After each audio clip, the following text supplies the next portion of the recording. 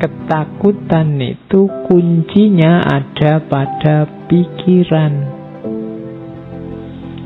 Akarnya rasa takut itu ada dalam pikiran kita. Jadi takut itu kan ketika ada sesuatu yang kamu pastikan dia membahayakanmu, sehingga harus kamu hindari jauh-jauh. Kamu menganggap bahwa sesuatu itu sangat berpengaruh dalam hidupmu, bisa mengganggumu. Nah, itu kan adanya dalam pikiran. Kamu takut tidak punya uang. Kenapa? Karena menurutmu uang itu sangat penting. Kamu takut tidak punya pekerjaan, karena menurutmu pekerjaan itu mutlak. Karir yang sesuai yang kamu inginkan itu harus. Kamu takut, apalagi macam-macam, mungkin termasuk pasangan. Itu kan adanya di pikiran. Jadi sumber ketakutan itu adanya di pikiran. Padahal kalau versi Buddhisme, segala sesuatu itu sebenarnya hakikatnya netral. Kalau pakai bahasa Buddhisme dia kosong. Penting tidaknya, maknanya baik atau buruk, itu pikiran kita yang mengolah. Ngaji ini penting atau tidak, itu tidak ada di ngaji ini sendiri, tapi dalam gagasan kita, pikiran kita tentang ngaji ini. Jadi kamu ganteng apa tidak, itu kan mungkin tidak terletak di wajahmu, tapi terletak di pikiranmu. Mungkin konsepnya orang tentang ganteng dan tidak itu seperti apa. Jadi kalau ada orang bilang, kok kamu gak terlalu cakep, jelek gitu, konsepnya aja diganti. Iya kan? Mungkin selama ini yang disebut ganteng itu yang hidungnya mancung, kulitnya putih, wajahnya agak kebulean gimana, itu ya tinggi besar. Itu kan konsep yang ada di kepalamu. Kalau ingin bahwa ganteng itu kamu, gantiin konsepnya. Itu kan konsepnya Bapak. Kalau menurut saya ganteng itu yang kecil, pesek, kemudian rambutnya keriting, ya kan adanya di pikiran. Cantik juga begitu. Menyenangkan atau tidak juga begitu. Bahkan penting atau tidak juga begitu. Kuncinya di pikiran. Termasuk ketakutan. Gitu. Hujan itu cuma air. Dia jadi membahayakan atau tidak, itu ya konstruksi berpikirmu yang menanggapi hujan. Tsunami ya tsunami aja, dia peristiwa alam. Kamu tanggapi dia jadi azab, apa dia itu adalah ujian, apa dia itu, itu kan pikiranmu yang menanggapi, yang membaca, yang membunyikan. Jadi hidupmu itu maknanya ada di pikiranmu. Harapan-harapanmu dan ketakutan-ketakutanmu adanya di pikiranmu. Maka berpikirlah yang sehat. Kuncinya hidupmu itu ada di pikiran. Hidup bahagia itu Pak, uang banyak, istri cantik, rumah besar, itu kan versi yang ada di kepalamu sekarang. Ada loh justru orang yang merumuskan hidup bahagia itu tidak punya apa-apa, tidak terikat apa-apa, tidak tergantung apapun, hidup bebas. Ada yang begitu. Dari mana itu muncul? Di pikirannya.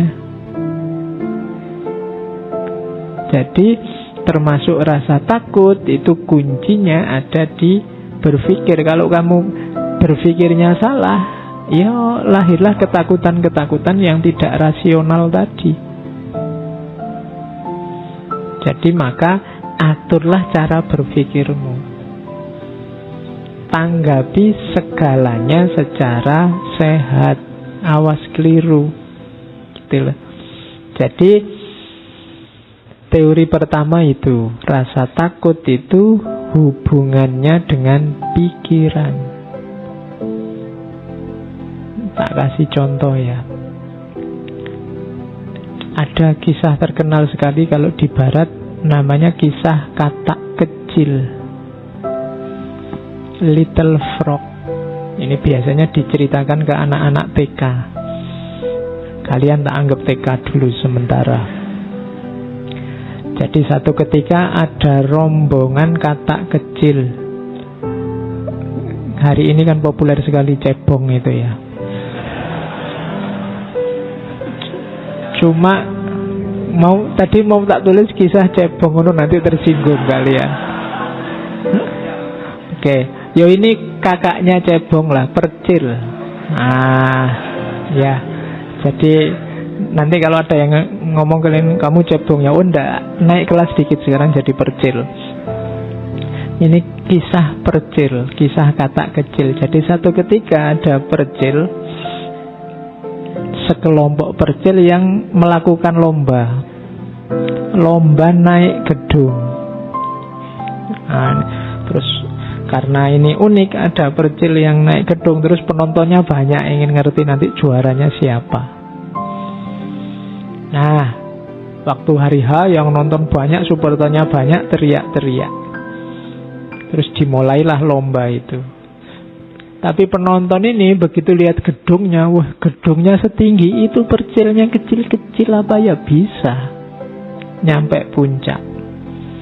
Maka penontonnya ya komentari macam-macam. Komentatornya banyak, wah ndak mungkin itu bisa, ndak kuat gak, wong Percilnya kecil-kecil gitu, apa ya bisa. Pokoknya teriakan-teriakan itu banyak. Ndak mungkin sampai puncak, ndak akan ada yang bisa mencapai puncak. Sekuat apapun kata-kata itu ndak akan bisa mereka sampai ke puncak. Sulit lah, mustahil lah, ndak mungkin lah, teriak-teriak gitu. Percilnya yang naik ya bener, akhirnya ada yang jatuh satu demi satu, ndak kuat, satu demi satu, ndak kuat. Hanya ada satu Percil yang orang teriak apa saja nggak peduli, dia naik terus, pelan-pelan naik. Dan dialah yang juara akhirnya, Percil ini. Setelah si Percil ini juara, wartawan datang ngerubung. Ya, ngerubung Percil ini, maunya diwawancara, gimana kok bisa menang, kiatnya apa, anunya apa. Tapi diwawancara Percilnya diam aja, cuma toleh-toleh aja. Akhirnya diketahui ternyata Percilnya ini tuli. Jadi dia tidak dengar. Jadi waktu orang teriak-teriak, tidak mungkin, tidak bisa, sekuat apapun tidak akan mampu, dan sebenarnya dia tidak dengar. Pokoknya dia jalan aja. Akhirnya nyampe puncak. Bandingkan dengan tadi Percil yang pikirannya terganggu oleh banyak suara dari luar. Nah, ambil pelajaran sendiri dari cerita ini, bagaimana pikiranmu menentukan langkahmu. Pikiran-pikiran yang terganggu oleh macam-macam tadi, ya merasuk. Kalau isinya rusak-rusak dan jelek-jelek, ya efeknya dalam dirimu juga jelek. Maka pinter-pinterlah apa yang harus kamu masukkan, apa yang jangan masuk dalam dirimu, karena menentukan isi pikiranmu. Ketika orang banyak ngomong mustahil, tidak mungkin, wah sekuat apapun kamu tidak akan nyampe. Itu kan pelan-pelan muncul keraguan. Kayak tadi cirinya orang takut. Apa ya aku bisa, kok orang-orang bilangnya begitu, apa ya aku mampu. Akhirnya yang juara yang tidak dengar apa-apa. Nah, hari ini kan kamu dengar macam-macam, baca macam-macam, banyak, pikiranmu mesti kacau. Kamu tidak tahu mana yang baik, mana yang buruk, mana yang asli, mana yang palsu hari ini. Kenapa? Terlalu banyak yang masuk. Latihanlah jadi tuli, sedikit-sedikit. Oke, jadi ini untuk ilustrasi bagaimana kuncinya sebenarnya ada dalam pikiran. Harapan-harapanmu, ketakutan-ketakutanmu. Terus makanya menyikapi ketakutan antara lain bisa kalian lakukan ini. Yang pertama, sadari, tidak apa-apa orang takut itu alami kayak yang kedua. Sadari kamu itu takut apa. Coba kamu inventarisir yang kamu takuti apa. Ini kok pekerjaan tidak selesai-selesai. Aku ini takut apa sih? Takut capek? Takut kehabisan waktu? Takut apa? Banyak orang bilang sholat malam itu manfaatnya besar. Kok aku males sholat ya? Kok bangun rasanya kok ogah-ogahan? Kira-kira aku takut apa? Seandainya bangun jam 3 subuh misalnya, takut paginya ngantuk, takut kesehatan terganggu, takut. Coba dicek. Sebenarnya teman-teman bisa lulus cepat. Aku juga harusnya bisa lulus cepat. Kok aku males-malesan tidak lulus-lulus? Yang tak takuti itu apa? Yang tidak aku inginkan itu apa? Itu kan yang kamu takuti. Nah, sadari, kuncinya kamu menang yang pertama, kamu tahu yang kamu takuti apa. Kemudian paling tidak pasti yang ada yang kamu takuti, yaitu rasa tidak enak. Kenapa kok tidak tekun baca buku? Mungkin karena baca buku itu tidak enak. Lebih enak baca HP misalnya. Itu kan yang penting kamu jelas sekarang yang kamu takuti itu apa. Yang pertama itu sadari, terus ingatkan bahwa itu alami. Sejak kemarin saya wanti-wanti, jangan suka marah-marah sama dirimu sendiri. Ingatkan bahwa oh ya, alami rasa takut ini, tapi ini tidak terlalu bagus kalau dibiarkan. Jadi tidak harus dirimu dimarahi. Terus persiapkan diri, pelajari rasa takutmu dan hadapi, fight tadi. Bertarunglah. Kalau memang tadi misalnya ya, kamu malas bangun malam karena takut paginya ngantuk, sekarang dihadapi, disiapkan, dipelajari. Oh, biar paginya tidak ngantuk tapi tetap bangun malam apa? Biar lulus cepat, suka baca buku tapi menikmati buku, tidak tersiksa karena buku apa? Itu namanya menyiapkan diri, melawan ketakutanmu tadi. Ya mungkin baca bukunya sambil disandingi kopi. Kalau masih kurang ya ditambah gorengan, masih kurang tambah Indomie, masih kurang lagi tambah apa, itu dia. Bacanya enak karena sandingannya oke. Kok setiap kali baca ngantuk, Pak? Oh ya kalau gitu ya tidur dulu baru baca. Ya setiap baca ngantuk lagi, Pak, ya tidur terus.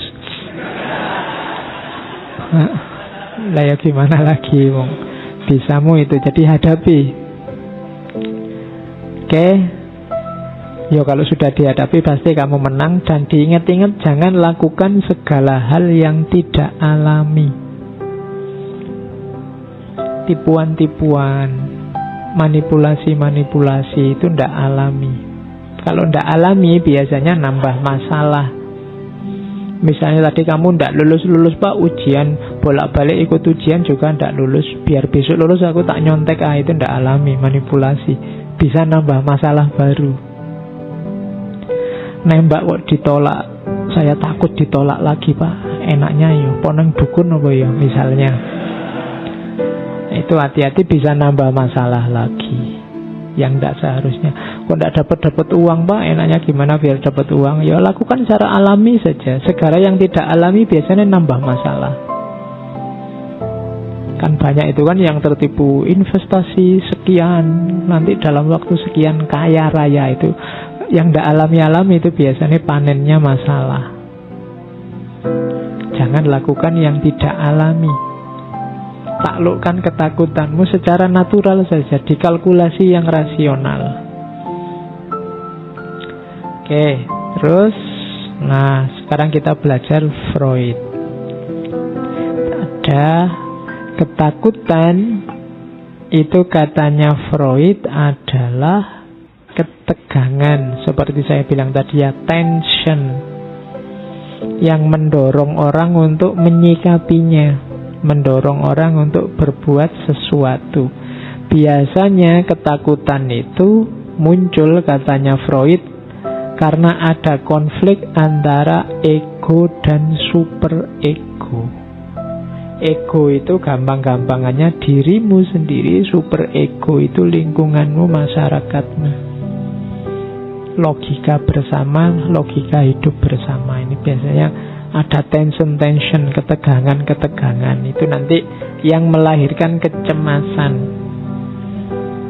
Kalau di Freud, takut atau cemas itu ada 3. Yang pertama kecemasan terhadap realitas, takut bahaya yang datang dari luar, takut dimaki orang, takut disalah-salahkan orang, takut itu disindir orang, takut dikafirkan orang. Itu jenis ketakutan juga.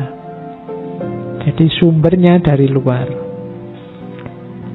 Kalau ini normal, yang pertama. Yang kedua namanya neurotik. Kalau neurotik itu takut egonya keluar jalur, melenceng. Jadi takut sesat, takut gila, takut itu namanya takut tentang dirimu yang kamu khawatirkan. Munculnya ketakutan itu karena mentalmu sendiri. Jadi takut id dan egonya keluar jalur, bawah sadar nyetir dimensi sadar, terus keluarnya jelek-jelek. Itu kalau orang disetir oleh bawah sadar, nanti namanya neurotik, neurosis. Kamu tidak sadar sebenarnya yang kamu lakukan itu melenceng. Orang yang takut ini namanya kecemasan neurotik. Ada yang ketiga kecemasan moral. Ini orang yang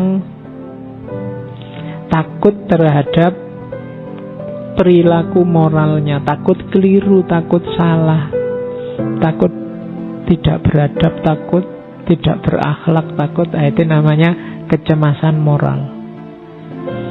Jadi yang pertama dari luar diri, yang kedua dan ketiga dari dalam diri kita sendiri, tentang hidup kita sendiri. Itulah sumbernya ketakutan. Takut salah, takut keliru, takut sesat.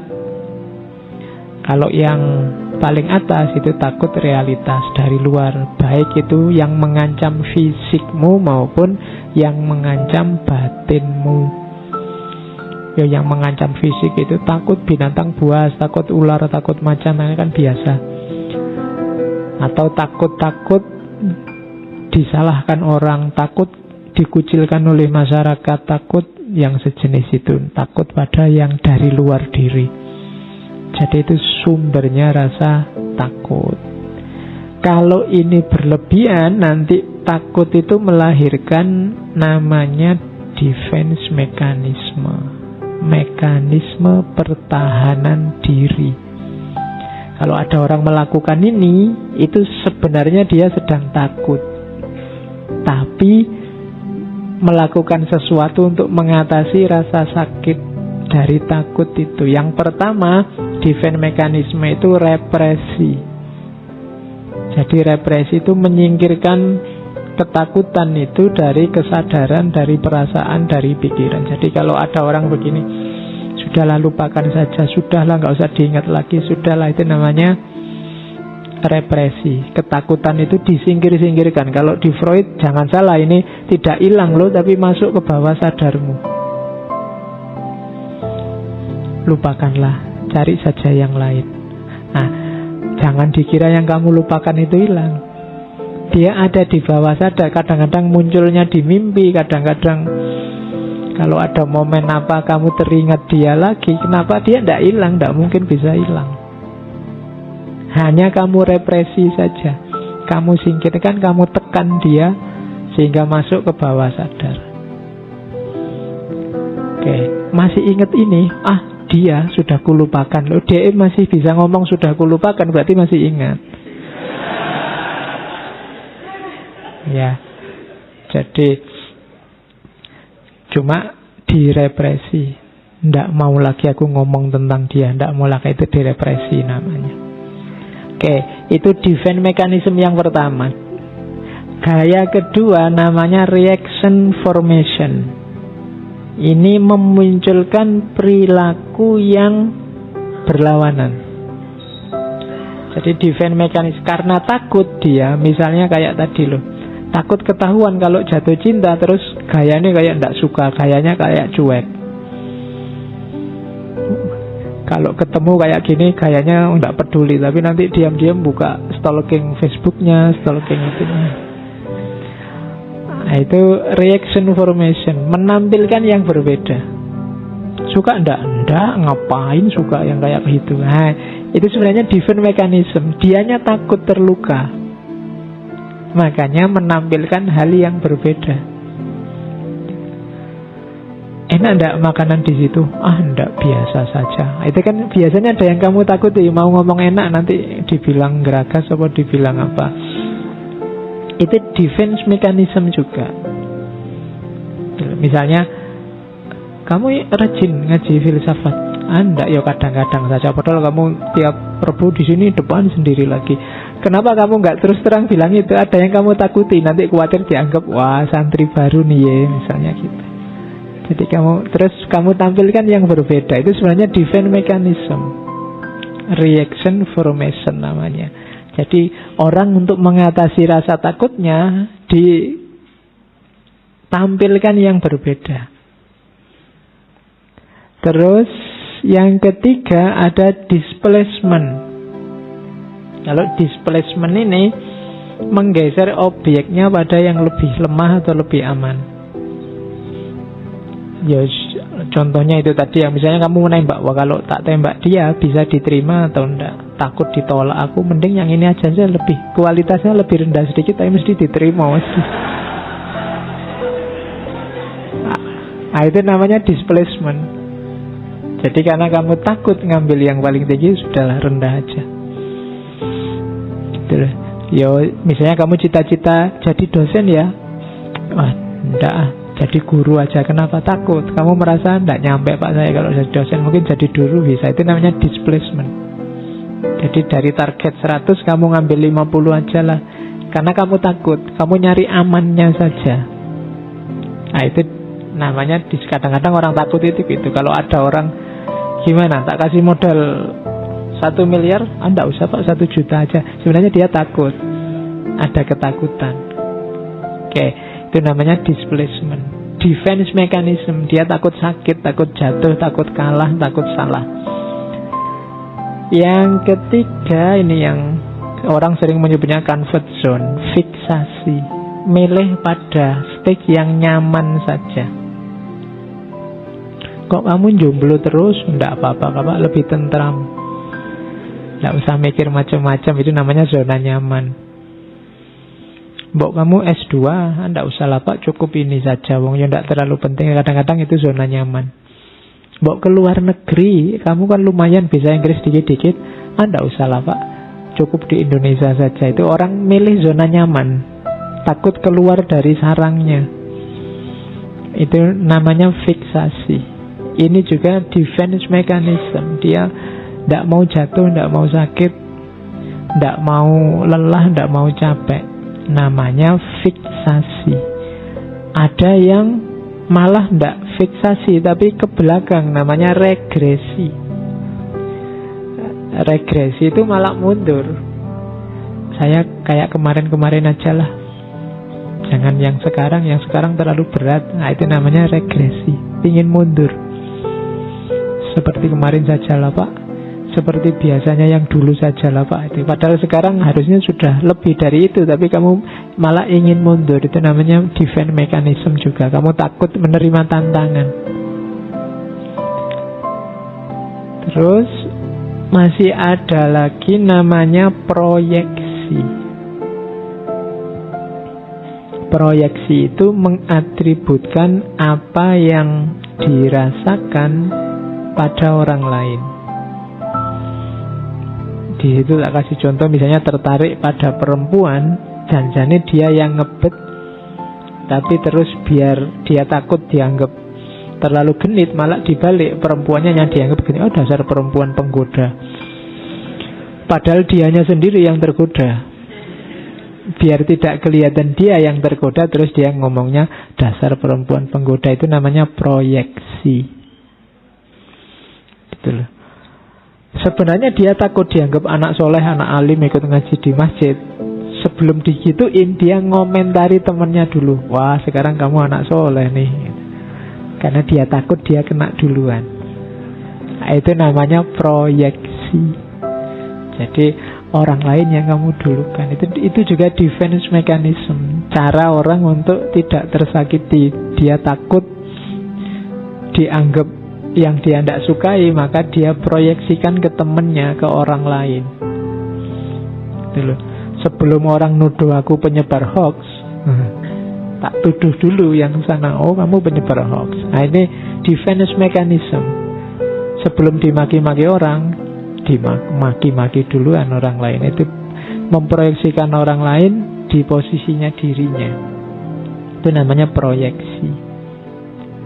Terus introjeksi.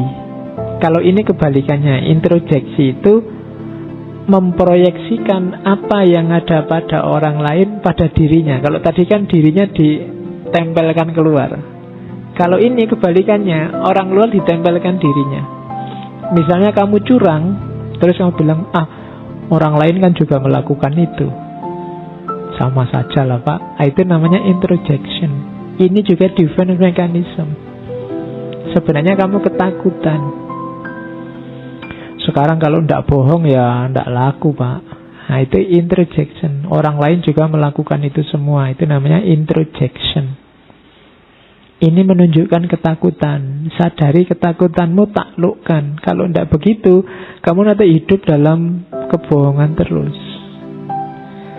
Dengan alasan orang lain juga begitu.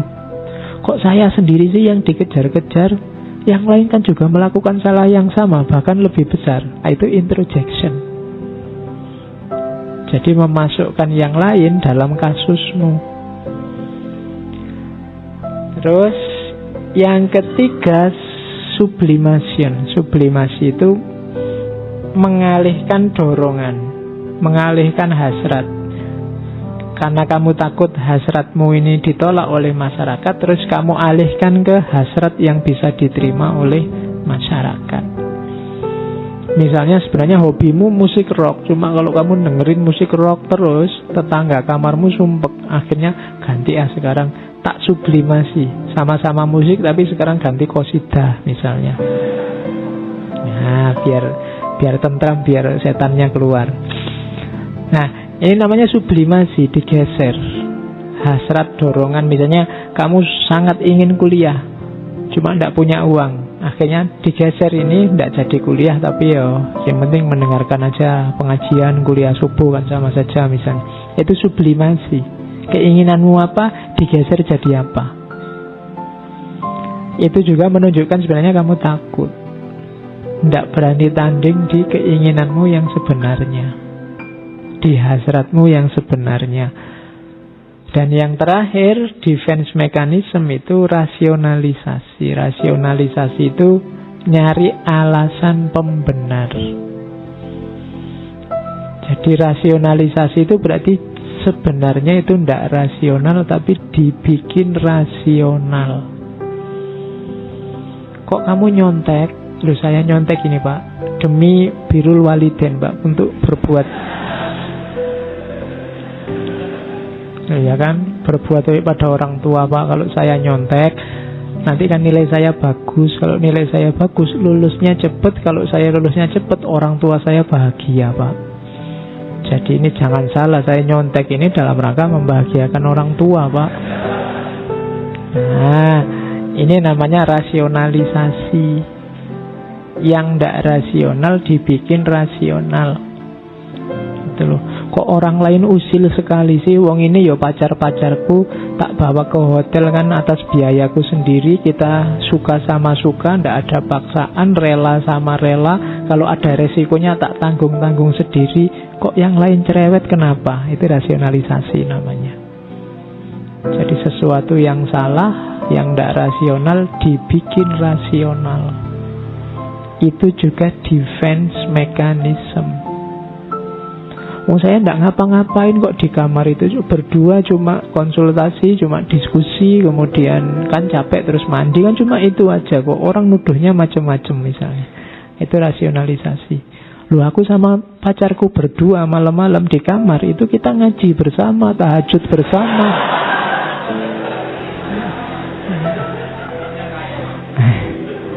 Ya. Orang aja pikirannya aneh-aneh, itu rasionalisasi. Suudzon aja orang-orang itu. Saya itu ya tahajud kok, ya anu segala kan misalnya. Ya tahajudnya sujud terus. Oke. Itu namanya defense mechanism. Jadi cara orang untuk mempertahankan dirinya dari bahaya.